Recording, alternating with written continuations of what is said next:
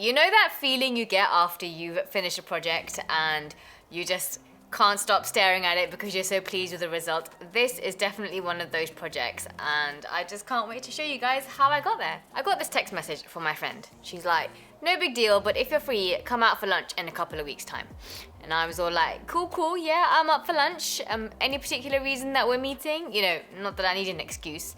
She's like, oh yeah, no big deal, just me and my boyfriend, we're getting married. What? I went into this extreme state of hyper overexcitement, and as much as my friend is like, no, the whole thing is totally low key, I needed a way to channel that overexcited energy. And I figured the best thing to do was to get in the craft room and make, hands down, the world's best wedding congratulation card ever. No, I'm serious, there was a vote, and this one, hands down, it is beautiful.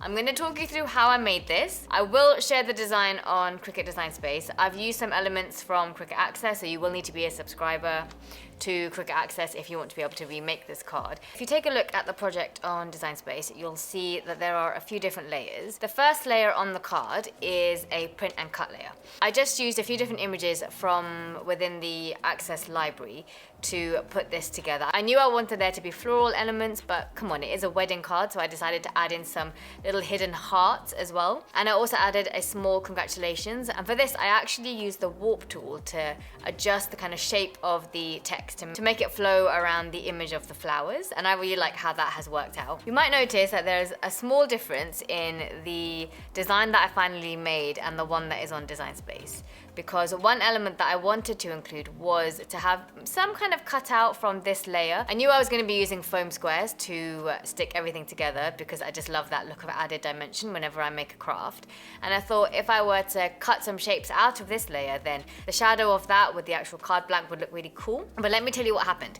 After I did my print and cut with my lovely Canon Pixma printer, which I've done a full review of, and honestly, if anything is a testimony for how fantastic that printer is, it is this print and cut layer, because the colors are just sumptuous. Honestly, it is so beautiful. I'm genuinely thrilled that I chose that printer, and watch the video anyway if you want to know more about that. But anyway, once I had done that print and cut, I loaded up the mat and was ready for my Cricut Maker to cut out the nice square and the little embellishments that I have sliced out of it. But as life would have it, Design Space decided this was the moment for a print and cut calibration.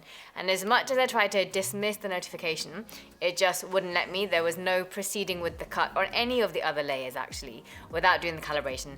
And I have to admit, I just could not be bothered to deal with that. So I decided that since I'm only cutting a square, I'll just do that myself with my guillotine, and I didn't bother with the lattice cutouts.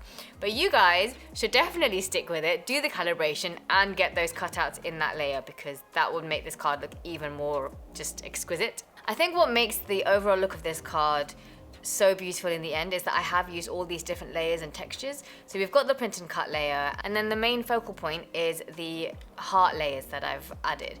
I was going to just have one heart layer cut out of cardstock and decorated with flowers, but I decided actually to add an offset heart layer, which I've cut out of acetate. I have all these craft materials, and I don't know if you've seen me mention in a different video, but I'm on a craft diet, and I've decided I'm not going to buy any more materials until I've used up a lot of what I've got already in the craft room.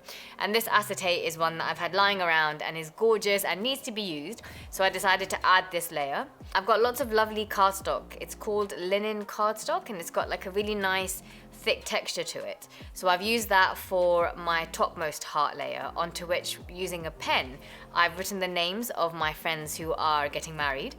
And I was thinking about cutting some cardstock flowers to embellish the heart with. In the end, I decided I liked the look of the faux flowers that I already had from a previous project from Hobbycraft. So I decided to skip the cardstock flowers. If you don't have any faux flowers in your stock, then go ahead and just use the ones that are in this project and cut them out.